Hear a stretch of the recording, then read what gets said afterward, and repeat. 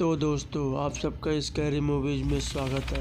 तो मेरी अचानक तबीयत ख़राब हो जाने से मैं अपने दोस्त को आज की कहानी सुनाने को बोला हूँ, तो उसके मुंह से आप लोग ये कहानी सुनिए। तो चलिए पढ़ते हैं आज की कहानी की ओर। दोस्तों, ये उन दिनों की बात है जब मैं रोजगार की तलाश में यहाँ वहाँ भटक रहा था। काम तो मिलता था पर दिहाड़ी मजदूरी का, मतलब कि 2 दिन का काम और 4 दिन आराम, जिस वजह से मैं हर वक्त काम की तलाश में ही रहता था। चाहे दिन हो या फिर रात, मैं काम के लिए हमेशा तैयार रहता। पर जिस काम का मुझे इंतज़ार रहता वो था सामरी जंक्शन का, जहां मुझे नाइट में ट्रेन में पार्सल चढ़ाने और उतारने का काम मिला था। ये काम भी हफ्ते में 2 दिन का ही होता था, शनिवार और इतवार का। पर ये 2 दिन बाकी 5 दिनों से बहुत ही अच्छे बीतते थे। हालांकि काम तो बहुत मेहनत वाला था, पर पैसे हाथ के हाथ मिल जाते थे।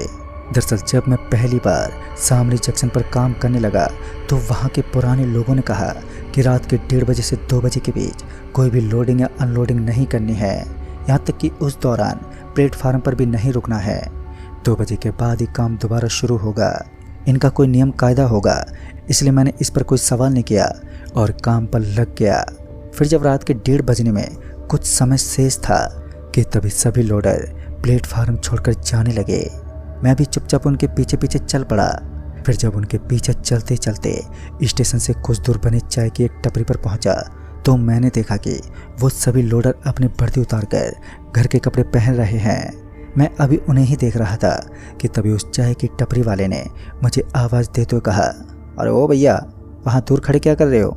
आओ यहाँ आकर सबके साथ बैठो, 1:30 बजने वाला है। टपरी वाले की बात सुनते ही मैं भी चुपचाप उनके साथ जाकर बैठ गया। पर मैं अभी भी इसी उलझन में था कि आखिर यहाँ पर हो क्या रहा है। चूँकि वो मेरा पहला ही दिन था, इसलिए मैं कुछ पूछताछ करने में हिचकिचा रहा था। तभी एकदम से सन्नाटा पसर गया और उस चाय वाले के साथ साथ सारे लोडर खामोश हो गए। अब रात के 1:30 बज चुके थे और मैं भी उन्हीं लोगों की तरह चुपचाप वहीं पर बैठा रहा। तभी किसी औरत ने आवाज़ देते हुए कहा, अरे यहाँ कोई कूली है क्या? पर उस औरत के 3 बार पूछने के बाद भी किसी ने भी अपना मुंह नहीं खोला। यहाँ तक कि किसी ने पलटकर भी उस औरत को देखा तलक नहीं। फिर वो औरत शायद वहाँ से चली गई। उसके जाने के बाद भी हम सारे वैसे ही बैठे रहे जब तक कि रात के 2 नहीं बज गए। फिर रात के 2 बजते ही फिर से उन लोडरों ने अपनी अपनी वर्दी पहन ली। चूँकि मेरा पहला ही दिन था, इसलिए मुझे अभी वर्दी नहीं मिली थी और मैं अपने ही घर के कपड़ों में था। 2 बजे के बाद फिर से हम सारे काम पर लग गए और सुबह 6 बजे जाकर हमारी छुट्टी हुई। घर पर आने के बाद अभी भी मेरे मन में रात के 1:30 बजे वाली बात खटक रही थी। फिर जब मैं दोबारा रात को ड्यूटी पर पहुंचा तो ठीक कल जैसा ही हुआ। सभी लोडर उस चाय की टपरी पर पहुंचे, वर्दी उतारी और वो कल वाली औरत भी फिर से 3 बार आवाज़ लगाकर वहां से चली गई। उसके जाने के बाद जब 2 बजे हम सब वापस काम पर जा रहे थे कि तभी मैंने उस चाय वाले भैया से पूछा, आखिर ये सब यहाँ पर हो क्या रहा है? कौन है वो औरत? इस पर उस चाय वाले भैया ने मुस्कुराते हुए कहा, ना ही जानो तो ही अच्छा है। अगर जान गए तो यहाँ पर काम नहीं कर पाओगे। जैसा सब कर रहे हैं वैसा ही करते रहो बस। उस चाय वाले की बात अजीब तो लगी, पर उससे बहस करके भी मुझे कोई फ़ायदा नहीं था। लिहाजा चाय वाले के बाद मैंने अपने लोडर साथियों से इस बारे में बात की, पर उनमें से किसी को भी कुछ भी नहीं पता। वो ठीक वैसा ही कर रहे थे जैसा कि पुराने लोडर करते आ रहे थे। फिर इसके बाद मैंने भी इस बात के बारे में सोचना बंद कर दिया। वैसे भी मेरा काम सिर्फ 2 दिन का ही था। हफ्ते दर हफ्ते बीतते गए और अब मुझे उन्हीं लोगों की तरह आदत सी हो गई थी। हम 1:30 बजे से पहले ही प्लेटफार्म छोड़ देते और 1:30 से 2 बजे के बीच अपनी वर्दी उतार कर उस चाय वाले की टपरी पर चुपचाप बैठ जाते। फिर वो औरत आती और 3 बार आवाज़ लगाती और फिर वो चली जाती। ये सब एक रूटीन सा बन गया था जो बहुत ही डरावना था। ऐसे ही उस रात जब मैं बाकी लोडरों के साथ माल चढ़ा और उतार रहा था कि तभी स्टेशन पर एक बुजुर्ग आदमी मेरे पास आया और मुझसे बोला, ट्रेन में कोई सीट दिला सकते हो बेटा? मेरे साथ मेरी बीवी और पोती है। फिर इस पर मैंने कहा, कौन सी ट्रेन की सीट चाहिए? इस पर उन्होंने कहा, वो मानसा एक्सप्रेस जो रात के 1:30 बजे प्लेटफार्म 2 पर आती है। मैंने तुरंत ही कहा, अरे हाँ, उसमें तो 10 सीटें हैं हमारे स्टाफ की। आप चिंता मत करो, आपको सीट मिल जाएगी। अब रात के 1 तो बज ही चुके थे। लिहाजा मैंने उस बुजुर्ग से कहा, आप प्लेटफार्म 2 पर जाइए और सबसे पिछले वाली बोगी में चढ़ जाइएगा। अंदर मेरी तरह एक आदमी लाल कपड़ों में होगा, उसे ये पर्ची थमा देना, वो आपको सीट दिला देगा। फिर इसके बाद वो बूढ़ा आदमी वहाँ से चला गया और मैं वापस काम पर लग गया। मैं अभी अपना काम ही कर रहा था कि मेरी नज़र उसी बूढ़े आदमी पर पड़ी जो अभी भी वहीं पर बैठे हुए थे, जबकि उनकी ट्रेन आने का वक्त हो चुका था। और मैं तुरंत ही उनके पास गया और पूछा, क्या हुआ बाबा, आप प्लेटफार्म 2 पर गए नहीं? आपकी ट्रेन तो बस आने ही वाली है। इस पर उस आदमी ने कहा, क्या ट्रेन के आने का वक्त हो गया? इस पर मैंने कहा, हाँ बाबा, कहाँ ध्यान है आपका, चलो मैं आपको छोड़ देता हूँ। मैंने एक हाथ से उनका बैग उठाया और दूसरे हाथ में उनकी छोटी पोती को पकड़ा और वहाँ से चल पड़ा प्लेटफार्म 2 की तरफ। भगवान का शुक्र था कि ट्रेन के छूटने से पहले ही मैंने उन्हें किसी तरह ट्रेन में चढ़ा दिया। जिस तरह से अम्मा और बाबा चल रहे थे, मुझे लग रहा था कि ट्रेन तो गई हाथ से, पर ऐसा नहीं हुआ और जाते जाते अम्मा और बाबा आशीर्वाद भी देते गए। उनके जाने के बाद जब मैं वापस लौटा तो मैंने देखा कि मेरे सारे साथी वहाँ से गायब हो चुके हैं। और फिर जब मेरी नज़र घड़ी पर गई तो रात के 1:30 बज चुके थे। मतलब कि मेरे सारे साथी उस चाय की टपरी पर पहुँच चुके थे। मैंने उसी वक्त अपनी वर्दी उतार कर साइड में फेंक दी। वो तो अच्छा था कि मैंने अंदर लंबी वाली पजामा और बनियान डाल रखी थी। वर्दी उतारने के बाद मैं भागते उसी चाय की टपरी की तरफ जा रहा था कि मेरी नज़र प्लेटफार्म पर एक औरत पर गई जो किसी को ढूंढ रहे थे। पता नहीं क्यों उसे देखते ही मेरे कदम अपने आप ही रुक गए। इसी बीच हम दोनों की नज़र भी मिली, पर कोई बात नहीं हुई। शायद मेरी हालत देखकर उसे अजीब लग रहा था। आखिर लंबे पजामे और बनियान पहने आदमी से कोई मदद की क्या उम्मीद करेगा। पर मैं इस बात को दरकिनार करते हुए उस औरत के पास गया और बोला, मैडम आपको कोई मदद चाहिए क्या? इस पर वो इशारे से मुझे वहाँ से जाने को कहने लगी, जिस पर मैंने कहा, मैडम जी आप मुझे गलत समझ रही हैं, मैं कोई चोर वोर नहीं हूँ। अब मैडम थोड़ी शांत हो गई थी, पर वो कुछ भी बोली नहीं। मैंने भी ज़्यादा कुछ बोलना ठीक नहीं समझा और चाय की टपरी की तरफ निकल गया। जब मैं चाय की टपरी पर पहुंचा तो पता चला कि वो औरत 3 बार आवाज़ लगाकर वहां से जा चुकी है और अब सिर्फ 2 बजने का वेट था। फिर जब रात के 2 बजने पर हम चाय की टपरी से वापस स्टेशन के प्लेटफार्म पर पहुंचे तो ललित ने मेरे से पूछा, अरे भाई ये बता तू कहाँ पर रह गया था? फिर इस पर मैंने उसे सारी बातें बताते हुए कहा, यार हम लोगों ने तो बेमतलब का 1:30 बजे का वहम पाल रखा है। 1:30 बजे मैं स्टेशन के प्लेटफार्म पर ही था, पर कुछ भी नहीं हुआ। इस पर ललित बोला, क्या? अरे यार तेरी किस्मत अच्छी थी बस, और ऊपर से तूने वर्दी भी उतार दी थी। और वैसे भी उस औरत की आवाज़ तो तूने भी सुनी है ना, जो चाय की टपरी पर कुली ढूंढती है। ललित की बातें अपनी जगह दुरुस्त थी, इसलिए मैंने भी ज़्यादा चपर चपर नहीं की और चुपचाप काम में लग गया। फिर जब सुबह 6 बजे का काम ख़त्म करके मैं घर पर पहुंचा तो मुझे रह रहकर उसी औरत का चेहरा मेरी नज़रों के सामने आ रहा था। दिन के अपने छोटे मोटे काम निपटाने और आराम करने के बाद रात को वापस काम पर लौटा। उस रात काम का लोड कुछ ज़्यादा ही था, क्योंकि आधे से ज़्यादा लोडर उस रात काम पर आए नहीं। मुझे और ललित को लगाकर सिर्फ 6 लोडर थे, जिस वजह से हम 6 जने अपने अपने काम में इतने व्यस्त हो गए कि एक पल के लिए बात करने की भी फुर्सत नहीं थी।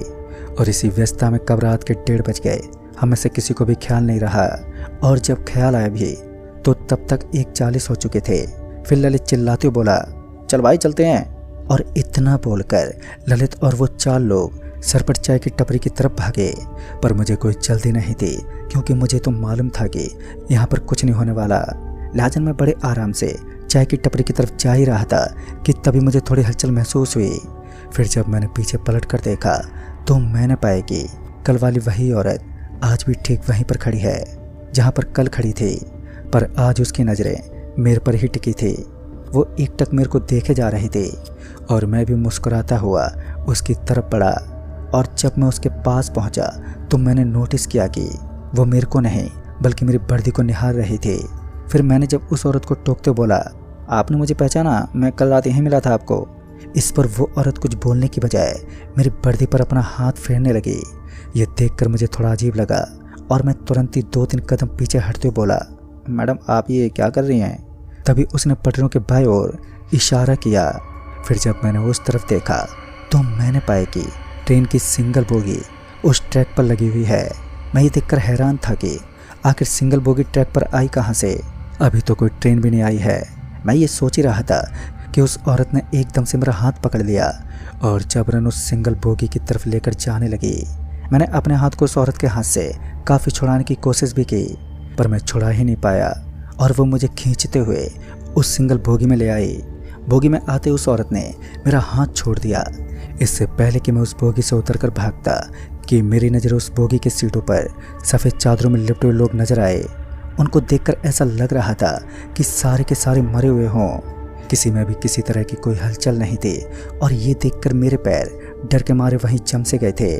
तभी उस औरत ने कहा, इन सभी को सुबह होने से पहले कारागोला पहुंचा देना और ध्यान रहे इन चादरों को भूल से भी मत हटाना, नहीं तो।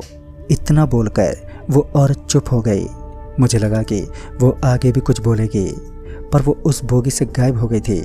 उस औरत को बोगी में ना पाकर मैंने भी बोगी से भागने की कोशिश की, पर मैं बोगी के बाहर जाने के लिए जैसे ही कदम बढ़ाता कि मेरे दोनों पैर एकदम से बेजान हो जाते और मैं वहीं पर गिर पड़ता। इसके बाद मुझे ये समझने में देर नहीं लगी कि जैसा उस औरत ने कहा है वैसा करना ही पड़ेगा, नहीं तो आगे मेरे साथ बहुत ही भयानक होगा। पर मुझे तो ये भी नहीं पता था कि ये कारागोला है कहाँ पर और इन सारी लाशों को कैसे लेकर जाऊँगा। मैं अभी उस बोगी में औंधे मुँह पड़े हुए यही सब सोच रहा था कि तभी बोगी के बाहर से ललित की आवाज़ आई। ललित की आवाज़ सुनते ही मैं तुरंत ही खड़ा हुआ और बोगी के गेट पर जाकर ललित को आवाज़ देते बोला, अरे ललित भाई मुझे बचा लो यार, मैं फंस गया हूँ। इस पर ललित मेरे करीब आते हुए बोला, क्या हुआ भाई, और तुम ये बोगी में क्या कर रहे हो, क्या बात है। इस पर मैंने ललित को सारी बात बता दी और मेरी बात सुनने के बाद ललित भी डर से कांपते बोला, ओ तभी वो औरत आज चाय की टपरी पर आवाज़ देने नहीं आई। ललित के इतना कहते ही मुझे भी ध्यान आया कि उस औरत की आवाज़ भी उसी तरह की थी जो चाय की टपरी पर आती थी। अब ये तो साफ था कि मामला अब पेचीदा हो गया है और सवाल ये था कि इससे बाहर कैसे निकलें। तभी ललित ने कहा, भाई कालागोरा कोई जगह का नाम नहीं है, जहाँ तक मुझे पता है हमारे स्टेशन के पीछे करीब 3 किलोमीटर दूर एक कुआं है जिसे कारागोला कुआं कहते हैं। ललित के इतना कहते ही मैंने ललित से उन लाशों को वहाँ से लेकर जाने का इंतजाम करने को कहा। ललित भी फ़ौरन एक बड़ा ठेला ले आया और उसके बाद मैंने एक एक करके उन 43 लाशों को उस सफ़ेद चादर समेत उस ठेले पर लाद दिया और उसके बाद मैं ललित के साथ उस ठेले को धकेलते हुए कारागोला कुएं के लिए निकल गया। अब लगभग 3 बजने वाले थे। हम दोनों की धड़कनें इतनी तेज हो रखी थी कि उस सन्नाटे में साफ साफ सुनाई दे रही थी। फिर जब हम दोनों कारागोला कुएं पर पहुंचे तो अब मुझे समझ में नहीं आ रहा था कि क्या करें। तभी ललित ने कहा, चल इन लाशों को कुएं में डाल देते हैं, क्योंकि उस औरत ने भी यही कहा था कि इन सब लाशों को कारागोला पहुंचाना है। लिहाजा हम दोनों ने उन लाशों को एक एक करके उस कुएं में डालना शुरू कर दिया। पर हैरानी वाली बात तो ये थी कि हम जब भी कोई लाश उस कुएं में फेंकते तो उसकी गिरने की आवाज़ ही नहीं आती। और फिर जब आखिरी लाश फेंकने की बारी आई तो अचानक ही जोरों की हवाएं चलने लगी। हवाएं इतनी तेज थी कि मैं और ललित उस लाश को लेकर वहीं नीचे गिर पड़े और लाश हमारे हाथ से छूट गई, जिस वजह से वो लाश उस सफ़ेद चादर से बाहर आ गई। तभी ललित तुरंत ही उस लाश को उठाने के लिए दौड़ा, पर जैसे ही ललित उस लाश को उठाने के लिए झुका वैसे उस लाश ने ललित की गर्दन दबोच ली। इससे पहले मैं कुछ करता कि उस लाश ने ललित को उसी कारागोला कुएं में फेंक दिया। उस वक्त मैं इतना डर गया था कि डर के मारे मैं वहाँ से भाग गया और फिर कभी शामली जंक्शन पर काम करने के लिए मैं नहीं लौटा। पर कभी न कभी वहाँ के लोडरों से मुलाकात हो ही जाती जो बताते हैं कि अब वो औरत नहीं आती है। पर अभी भी सारे लोडर रात के 1:30 बजे प्लेटफार्म छोड़कर चाय की टपरी पर वर्दी उतार कर बैठ जाते हैं। दोस्तों उसके बाद मैंने उस औरत और कारागोला कुएं के बारे में बहुत कुछ जानने की कोशिश की, पर कुछ हाथ नहीं लगा। बस इसी बात का दुख है कि मेरी वजह से ललित की जान चली गई और इस बात का मलाल मुझे आज भी है। तो दोस्तों मेरे दोस्त से ये कहानी सुन के आप लोगों को कैसा लगा? अगर कहानी अच्छी लगी हो तो हमें कमेंट सेक्शन में कमेंट करके बताएं। वही चैनल को सब्सक्राइब करना ना भूलें। तो दोस्तों बाय एंड टेक केयर।